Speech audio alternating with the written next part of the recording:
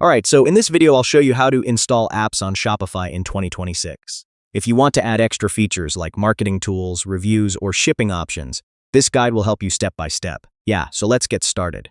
First, open your browser and log into your Shopify account. Once you're inside your dashboard, you're ready to install apps. Now from the left-hand menu, click on Apps. This is where all your installed apps and app options are located. Next, click on Shopify App Store. This will open the official app marketplace.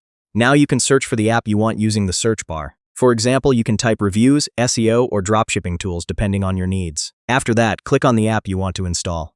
This will open the app details page where you can see features and reviews. Next, click the Install button. Shopify will ask for permission to connect the app to your store. Now review the permissions carefully and click Approve or Install App to continue. Once installed, the app will appear in your Shopify dashboard under the Apps section. Now open the app and follow the setup instructions to configure it for your store. And that's it. Your Shopify app is now installed and ready to use. If this video helped you, make sure to hit like and subscribe for more simple Shopify guides like this. I'll see you in the next one.